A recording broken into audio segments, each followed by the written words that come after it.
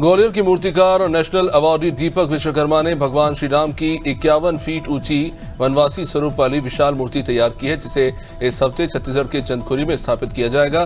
बेजाताल स्थित regional art and craft centre में 25 कलाकारों ने 6 महीने की मेहनत से इसे तैयार किया है, जिसमें 14 मिंट स्टोन और 72 लाख रुपए की लागत आई। राजा रघुवंशी हत्याकांड की जांच में तेजी लाते हुए शिलांग पुलिस ने अब इंदौर में राजा के घर पहुंचकर परिवार वालों से विस्तार से पूछताछ की। पुलिस टीम ने राजा की मां और दोनों भाइयों से करीब 1 घंटे तक बातचीत की। जानकारी मिल रही कि इस पूछताछ में पुलिस ने मुख्य आरोपी सोनम रघुवंशी के व्यवहार, उसके और राजा के बीच के संबंध और खास तौर से हनीमून से पहले और बाद की घटनाओं पर फोकस है। झांसी में राज्य महिला आयोग की उपाध्यक्ष अपर्णा यादव ने कहा कि नगीना सांसद चंद्रशेखर आजाद पर लगे शोषण के आरोपों को आयोग ने संज्ञान में लिया है। उन्होंने कहा कि यदि आरोप सत्य पाए जाते हैं तो कड़ी कार्रवाई की जाएगी। महिला अपराधों पर सवाल उठाने वालों को जवाब देते हुए उन्होंने बताया कि हाल ही में एक सर्वे में उत्तर प्रदेश को महिला सुरक्षा मामले में टॉप रैंक मिली है। झांसी की वीरांगना लक्ष्मीबाई रेलवे स्टेशन पर टिकट घर के पास बंद गेट को खोलने की मांग को लेकर पूर्व केंद्रीय मंत्री प्रदीप जैन आदित्य अपने समर्थकों के साथ धरने पर बैठ गए। उन्होंने कहा कि इस गेट के बंद होने से बुजुर्ग, विकलांग और महिला यात्रियों को भारी दिक्कतें होती हैं। रेलवे प्रशासन ने पत्र जारी कर स्पष्ट किया, यह गेट सुरक्षा कारणों से बंद किया गया है और वैकल्पिक गेट पर सभी सुविधाएं उपलब्ध हैं। लक्सर के सामुदायिक स्वास्थ्य केंद्र में कार्यरत एनएचएम कर्मचारियों ने वेतन न मिलने के विरोध में काली पट्टी बांधकर सांकेतिक कार्य बहिष्कार किया। कर्मचारियों का कहना है कि उन्हें 3 महीने से वेतन नहीं मिला, जिससे वे आर्थिक तंगी से जूझ रहे हैं। उन्होंने चेतावनी दी कि अगर 18 जून तक वेतन नहीं मिलता है तो वे पूर्ण कार्य बहिष्कार करेंगे, जिससे स्वास्थ्य योजनाएं प्रभावित होंगी।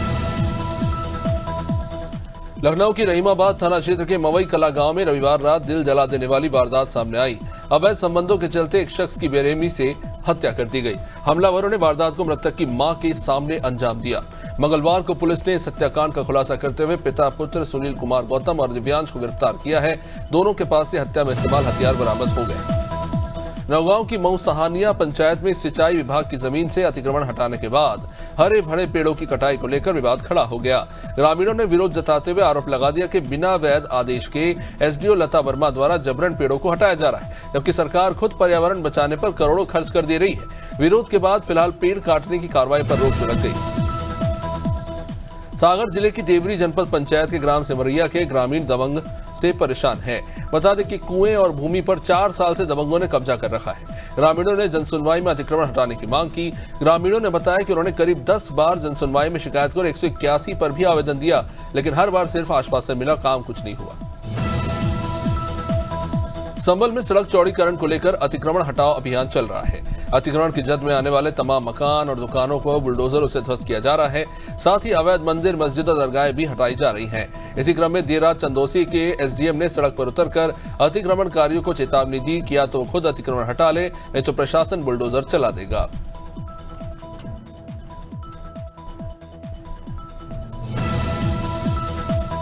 सीएम योगी आदित्यनाथ ने काशी विश्वनाथ मंदिर में ऑडियो गाइड सेवा का शुभारंभ किया। इस नई सुविधा से श्रद्धालु मंदिर और विभिन्न विग्रहों की पूजा विधि मान्यताओं और इतिहास की जानकारी अपनी भाषा में प्राप्त कर सकेंगे। ऑडियो गाइड 8 भाषाओं में उपलब्ध होगी और श्रद्धालु QR कोड स्कैन करके इसका फायदा ले सकेंगे। पूरे काशी विश्वनाथ धाम परिसर में 22 स्थानों पर स्कैनर लगाए गए हैं। ये सेवा विशेष रूप से उन भक्तों के लिए लाभकारी होगी जो पहली बार दर्शन करने आते हैं। मथुरा वृंदावन में बांके बिहारी मंदिर कॉरिडोर और न्यास गठन के विरोध में मंदिर सेवायत और महिलाओं ने 21वें दिन सांसद हेमा मालिनी से मुलाकात की है। महिलाओं ने सांसद को सीधे तौर पर ज्ञापन सौंपा, जिसमें कॉरिडोर के अन्य विकल्प और न्यास गठन को निरस्त करने की मांग हुई है। सांसद ने हालांकि आश्वासन दिया कि वो मुख्यमंत्री तक उनकी बात पहुंचाएंगे और कुंज दलियों को बचाने का प्रयास करेंगे। महासमुंद कलेक्टर विनय कुमार लंगेहे के निर्देश पर खनिज विभाग ने ग्राम बरबसपुर में अवैध रूप से भंडारण पर बड़ी कार्रवाई की। छापेमारी के दौरान 43 निजी भूमि मालिकों को चालानी नोटिस जारी किया गया। साथ ही 14 शासकीय भूमि से 65,000 घन मीटर रेत जब्त की गई। इसकी अनुमानित कीमत 1 करोड़ 64 लाख है। जब्त रेत की जल्द नीलामी कर राजस्व वसूली होगी। हरदा के सिराली में खिरकिया विकासखंड में बब्बन राव नाम के व्यक्ति की नियुक्ति 2 विभागों के लिए पहेली बन गई। बता दें कि जनपद पंचायत में कंप्यूटर ऑपरेटर के पद पर पदस्थ बब्बन राव के नाम से उनकी ही भाई धीरज राव ने कॉलेज में मुख्य लिपिक की नौकरी हासिल की। शिकायतकर्ता धीरज कुमार बंगेरिया ने कलेक्टर जनसुनवाई में इसकी शिकायत की और कहा कि बब्बन राव के दस्तावेजों का गलत इस्तेमाल हुआ है। वहीं उज्जैन की खटिया तहसील में अवैध रूप से संचालित टायर फैक्ट्री को अपर तहसीलदार राजेश चौहान ने एसडीएम के आदेश पर सील कर दिया। ये फैक्ट्री पूर्व में कलेक्टर के निर्देश पर बंद हुई थी, लेकिन मालिक ने बिजली आपूर्ति बहाल कर संचालन दोबारा शुरू कर दिया। फैक्ट्री से फैल रहे प्रदूषण के कारण 4 से 5 गांव के ग्रामीण टीबी और अन्य बीमारियों से पीड़ित हैं। बुलंदशहर के जहांगीराबाद क्षेत्र में देर रात एक तेज रफ्तार कार पुलिया से टकरा गई, जिसमें कार में आग लग गई। हादसे में कार सवार 5 लोगों की मौत हो गई है, जबकि एक महिला गंभीर रूप से घायल है। सभी लोग बदायूं के सहसवान से शादी समारोह के बाद दिल्ली लौट रहे थे। सूचना मिलते ही पुलिस वहां पहुंची और घायल महिला को अस्पताल पहुंचाया गया। फिलहाल पुलिस हादसे की जांच कर रही है।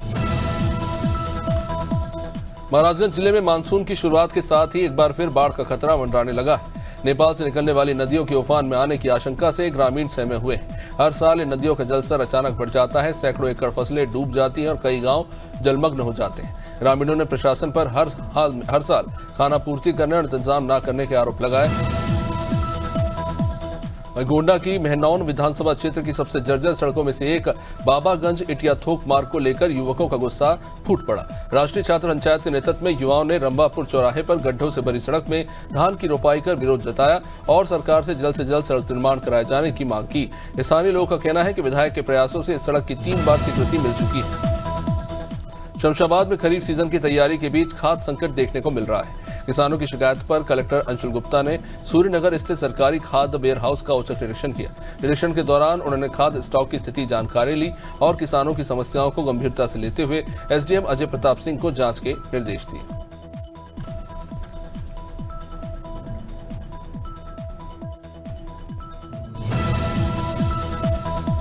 प्रधानमंत्री मोदी और अमेरिका के पूर्व राष्ट्रपति डोनाल्ड ट्रंप के बीच फोन पर करीब 35 मिनट बातचीत हुई।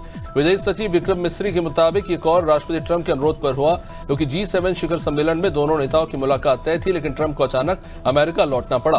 फोन कॉल में प्रधानमंत्री मोदी ने पहलगाम में हुए आतंकी हमले के बाद ट्रंप द्वारा जताई गई संवेदना का आभार जताया और आतंकवाद के खिलाफ लड़ाई में भारत अमेरिका के सहयोग पर चर्चा की। जांजगीर चांपा जिले में स्वास्थ्य विभाग और राजस्व विभाग की संयुक्त टीम ने अवैध रूप से संचालित क्लिनिक के खिलाफ कार्रवाई की। बता दें कि नवागढ़ बस स्टैंड में आदिले क्लिनिक अवैध रूप से संचालित की जा रही थी, जिसके खिलाफ बार बार शिकायतें मिल रही थी और उसके बाद उच्च अधिकारियों के निर्देश पर टीम ने आदिले क्लिनिक पर छापा मारा। इस दौरान कोई वैध दस्तावेज मिला नहीं, जिसके बाद क्लिनिक को सील कर दिया गया। मासूमन के नानकापाली गांव में घर में घुसकर भोई परिवार से मारपीट करने वाले 5 आरोपियों को सरायपाली पुलिस ने गिरफ्तार कर लिया। वही पीड़ित परिवार का यह आरोप है कि पुलिस ने घर में घुसकर मारपीट करने वालों में मात्र 4 से 5 लोगों पर गिरफ्तार उन्होंने किया है। बाकी बचे लोग गांव में ही खुलेआम घूम रहे हैं। बता दें कि 13 जून की रात को गांव के ही 25-30 लोग लिंगराज भोई के घर में घुस गए और तोड़फोड़ की। मध्य प्रदेश सरकार ने एक बड़ा फैसला लेते हुए 9 सालों से लंबित प्रमोशन मामलों के निराकरण को मंजूरी दी है। कैबिनेट मंत्री विश्वास सारंग ने बताया कि इस फैसले से 2 लाख कर्मचारियों को फायदा होगा। साथ ही साथ उन्होंने लाडली बहना योजना को लेकर कहा कि सीएम यादव ने जो वादा किया था उसे निभाया है। अब बहनों को राखी पर 250 रुपए अतिरिक्त और भाई दूज से हर माह 1500 रुपए की राशि दी जाएगी। छत्तीसगढ़ में मुख्यमंत्री विष्णुदेव साय की अध्यक्षता में हुई मंत्रिपरिषद की बैठक में कई अहम फैसले लिए गए। नक्सली हिंसा में शहीद पुलिसकर्मियों के परिवार वालों को अब किसी भी विभाग में राज्य के किसी भी जिले में अनुकंपा नियुक्ति दी जा सकेगी। विभागों के संरक्षण के लिए छत्तीसगढ़ टाइगर फाउंडेशन सोसाइटी गठित करने का फैसला लिया गया है। इसके अलावा प्रधानमंत्री सूर्यघर योजना के तहत घरों में सोलर रूफटॉप के लिए भी आर्थिक मदद दी जाएगी। आपको बता दें कि कैबिनेट बैठक में जशपुर के हल्बर प्लांट को बढ़ावा देने, अनुसूचित जाति जनजाति ऐसी सुविधाओं से वंचित वर्गों को छात्रवृत्ति देने और बेमेतरा में औद्यानिकी कॉलेज के लिए जमीन देने और खनिजों की खोज के लिए SMET ट्रस्ट के गठन की भी मंत्रिपरिषद ने हरी झंडी दी। छत्तीसगढ़ के अस्पतालों में मीडिया कवरेज पर बैन लगाने वाले आदेश को लेकर सियासत बढ़ चली है। छत्तीसगढ़ के पूर्व स्वास्थ्य मंत्री टीएस सिंहदेव ने सरकार के इस फैसले को लेकर बड़ा आरोप लगाया। पूर्व स्वास्थ्य मंत्री टीएस सिंहदेव ने कहा कि मीडिया पर सेंसरशिप लगाकर सरकार अपनी गलती छिपाना चाहती है। चौथे स्तंभ पर पाबंदी लगाकर मीडिया के अधिकारों का हनन किया जा रहा है। कांग्रेस इस आदेश का कड़े शब्दों में विरोध करती है। अमेठी में करंट की चपेट में आने से युवक की दर्दनाक मौत हो गई। बताया जा रहा है कि युवक घर में लाइट का काम कर रहा था। गंभीर रूप से घायल युवक को इलाज के लिए अस्पताल ले जाया गया, जहां डॉक्टरों ने युवक को मृत घोषित कर दिया। सूचना पर पहुंचे पुलिस ने शव को कब्जे में लेकर पोस्टमार्टम को भेजकर विधिक कार्रवाई में जुट गई है।